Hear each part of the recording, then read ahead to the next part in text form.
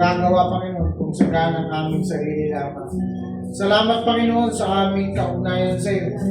Salamat, Panginoon, sa aming relasyon sa iyo, Panginoon. Salamat, Panginoon, sapagkat sa lahat ng oras, sa lahat ng panahon, napakabuti mo. Ikaw ang aming Ama na sa amin ay nagmamahal. Salamat, Panginoon, sapagkat kailanman hindi niyo po kami iniwan at hindi niyo po kami pinababayaan. Salamat, Panginoon, sa kalakasan. Salamat, Panginoon, sa kagalingan, Panginoon. Salamat sa mga provisyon ng aming mga pangangailangan. Salamat, Panginoon, sa kapayapaan. Salamat, Panginoon, sa lahat ng bagay, Panginoon.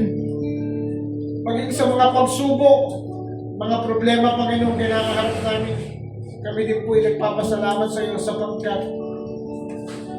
nalalaman namin, Panginoon, na hindi mo kami bibigyan ng mga pagsubok o suliranin, Panginoon, na hindi namin kaya. Sabi, Panginoon, ni Apostle Paul, I can do all things through Christ who strengthens me. Ngunit, Panginoon, na napagtatagumpayan namin ang mga suliranin, Panginoon. Dahil nandiyan ka na nagpapalakas sa amin. Panginoon, dinadalangin namin ang aming bansang Pilipinas. Ang mamamayan ng buong mundo, Panginoon. Ang giyera sa Middle East, Panginoon. Nagtataasan na naman, Panginoon, ang presyo ng bilihin, lalong-lalo na po ang mga produktong petrolyo.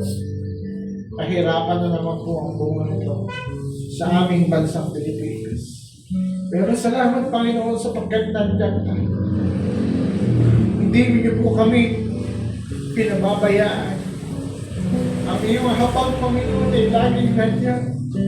Ang iyong biyaya, Panginoon, ay sapat sa lahat ng tao, Panginoon. Maraming salamat naman. Sapagkat sa kabila, Panginoon, ng digmaan, Panginoon, ikaw ay mabuti. Hindi magwawakas, Panginoon, ang iyong pag-extend ng proteksyon at blessing sa iyong mga anak. Maraming salamat po. Dalangin namin ang aming mga puso. Minasusupungan ang kasalanan, Panginoon. Patawarin mo kami, Panginoon. Mga Panginoon, ay gamitin mo ang aming nalalamig buhay nito para po sa iyong kaharian.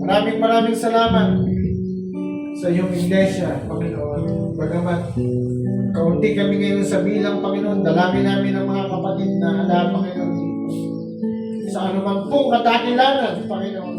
Nalalamig man sila sa kanilang pananampalataya o kung anuman, Panginoon, dalangin namin ang protection mo sa kanila. Magpapagaling mo sa kanila.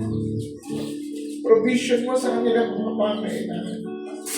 Hindi namin alam, Panginoon, ang kalagayan ng iba naming kapatid, Panginoon.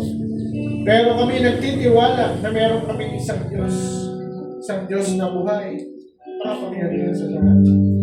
At patuloy po, Ama, dinadalangin namin ang patuloy na kagalingan ng kapatid na Rex. Salamat, Panginoon, sapagkat unti-unti ay bumubuti ang kanyang kalagayan. Marahil, Panginoon, ay may layunin ka pa sa kanyang buhay, sa buhay ng kanilang pamilya. Maraming salamat, Panginoon, sa iyo. At sa aming buhay din, Panginoon, buhay ng aming mga mahal sa buhay, Panginoon, dadalaman po namin na may dahilan kung bakit nandito pa kami, Panginoon.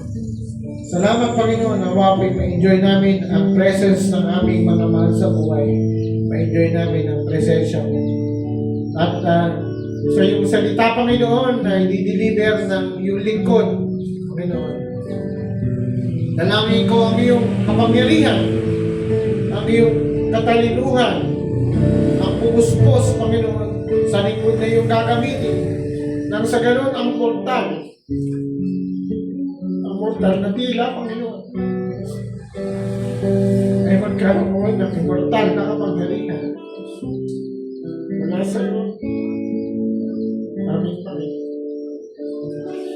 Ang aming mga puso, Panginoon, na matitigas, ang aming mga puso na hindi masungkulit, Panginoon. Dalangin ko, Panginoon, ang sa amin.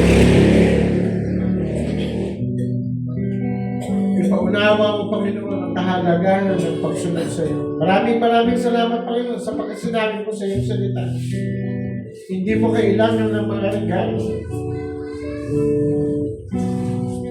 Mga handog, hindi ang kailangan mo yung aming taos-pusong pagsunod sa iyo. Maraming salamat, Panginoon, sa mga babae at lalaki na ginagamit ko sa lugar na ito, Panginoon. Nakikita mo, Panginoon, wala po kami na ililin sa iyo. Ang yamanin mo nawa, Panginoon, ang ilang ko na bukas. Nawa, Panginoon, na ibigay mo sa kanila, sa bawat isa, Panginoon, ang ginanais, dinadasa ng kanilang puso ng sangayon sa iyong kalooban. Maraming salamat po. Lahat ng bagay, Panginoon, na aming kailang, hinihiling namin sa iyo at pinapasalamatan. At buong pananampalataya na aming inaasahan at titinanggap ko namin sa iyong pangalan. Ang aming samat na lang sa pangalan ng Panginoon Kristo.